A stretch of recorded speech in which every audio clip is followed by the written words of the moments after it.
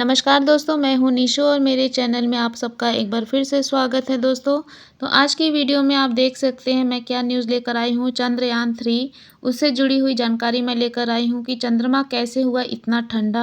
चंद्रयान-3 पर लगे रोवर ने खोले राज और भी बहुत सारे अपडेट्स मैं आपको इनसे जुड़े हुए बताऊँगी। तो मेरे साथ मेरे वीडियो के साथ बने रहिए दोस्तों। और अगर मेरे चैनल को आपने सब्सक्राइब नहीं किया तो प्लीज़ सब्सक्राइब कीजिए और अपना सहयोग प्रदान कीजिए मुझे। तो दोस्तों चंद्रयान-3 के रोवर पर लगे 2 उपकरणों में से एक अल्फा पार्टिकल एक्स-रे स्पेक्ट्रोमीटर ने चंद्रमा के दक्षिणी अक्षांशों में ऊपरी मिट्टी की संरचना के बारे में पहली जानकारी प्रदान की है। और इसरो चंद्रयान-3 में जो लेटेस्ट अपडेट अभी चल रही है दोस्तों वो यही है कि चंद्रयान-3 अपने मिशन पर जुटा हुआ है। अब इसके परिणाम भी सामने आने लगे हैं।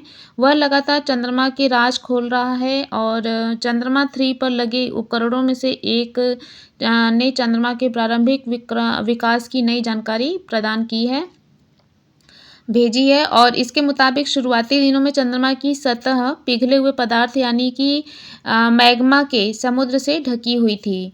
चंद्रमा-3 के रोवर पर लगे 2 उपकरणों में से एक अल्फा पार्टिकल एक्स-रे स्पेक्ट्रोमीटर, जैसा कि मैंने अभी आपको वीडियो में इससे पहले भी बताया भी कि ने चंद्रमा के दक्षिणी अक्षांशों में ऊपरी मिट्टी की संरचना के बारे में पहली जानकारी प्रदान की है।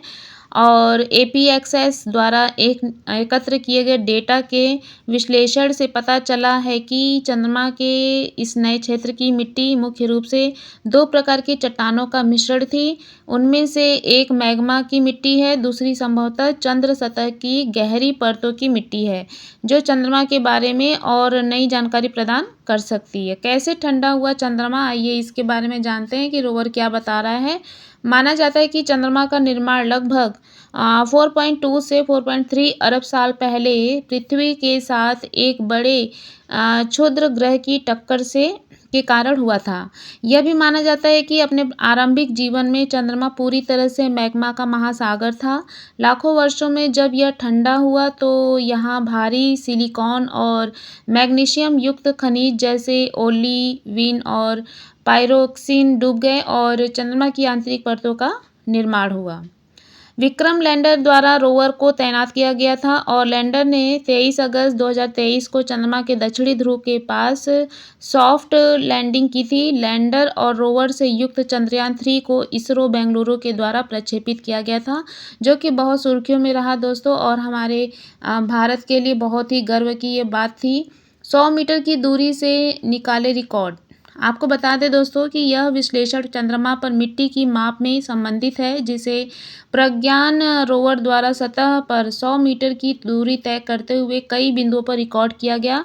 शोधकर्ताओं ने चंद्रमा के दक्षिणी ध्रुव से प्राप्त प्रज्ञान के आंकड़ों का विश्लेषण करते हुए पाया कि चंद्रमा की मिट्टी एक ही प्रकार की चट्टान फेरोऑन एनोथोरसाइट से बनी है। मैग्मा का समुद्र क्या है? अध्ययन के लेखकों ने कहा कि उनके परिणाम भूमध्य रेखीय और मध्य अक्षांश क्षेत्रों के लिए से लिए गए नमूनों के विश्लेषण से मिलते जुलते हैं। उन्होंने कहा कि इसके अलावा भौगोलिक रूप से दूर के स्थानों से लिए गए नमूनों की समान संरचना चंद्र मैग्मा महासागर परिकल्पना का समर्थन करती है, जो कि चंद्रमा के प्रारंभिक विकास के लिए व्यापक रूप से स्वीकृत परिदृश्य है।